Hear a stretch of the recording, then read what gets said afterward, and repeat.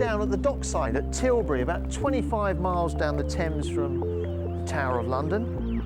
Now, it's at ports like this that new supplies are coming in of cars from all around the world. Now, there are two very significant ones arriving just about now. One of them, the Fiat Panda from Italy.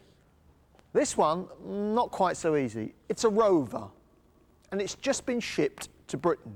How come? Don't we make cars at Longbridge anymore? Oh, yes, we do. But this one, the CityRover, is made in India.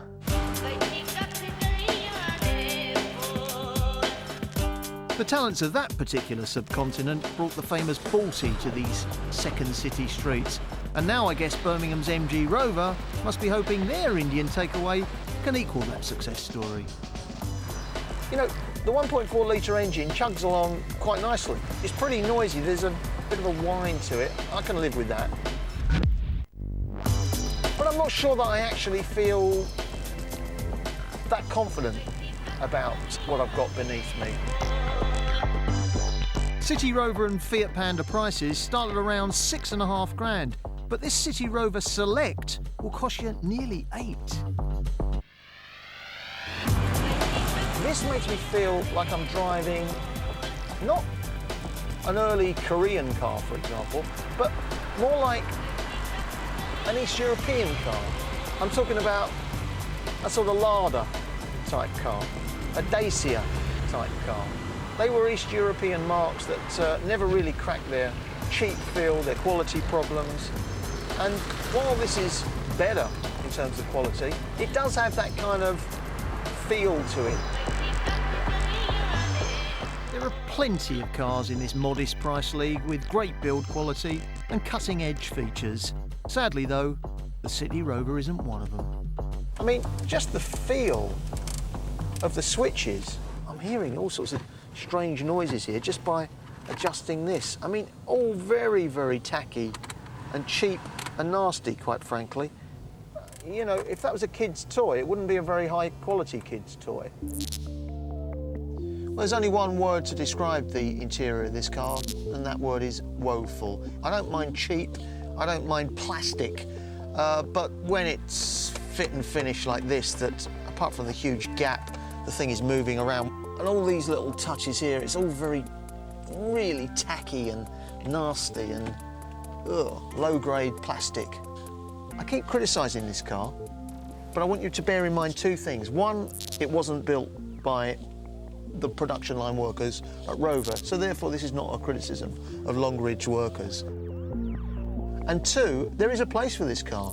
There really is a place for this car. I think this car should be pitched at about at a push, £5,000. The fact that you could pay £6 grand and up for it means to me one thing and one thing only. It's simply overpriced.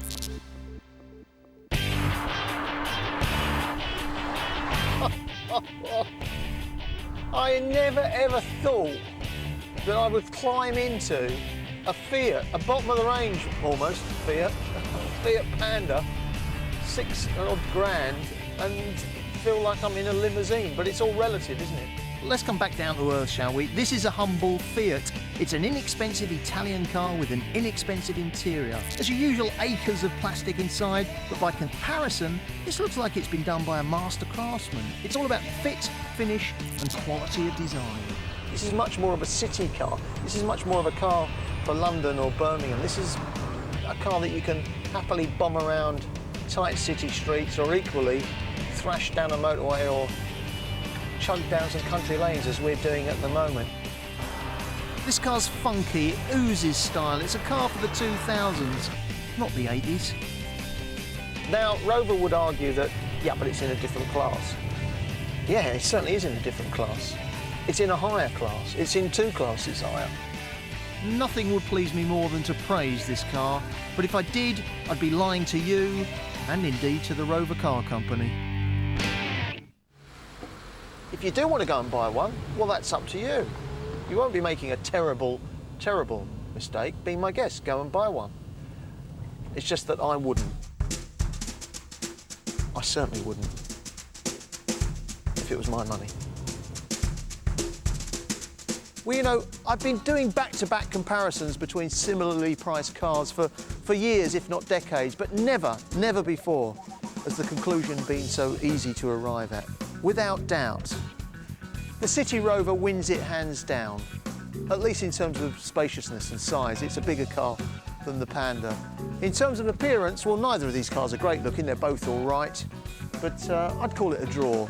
But in every other area, the Panda walks it, quite frankly. It's more fuel efficient, it's got a better interior, it's more enjoyable to drive, it's better built. I mean, I could just go on and on and on and on.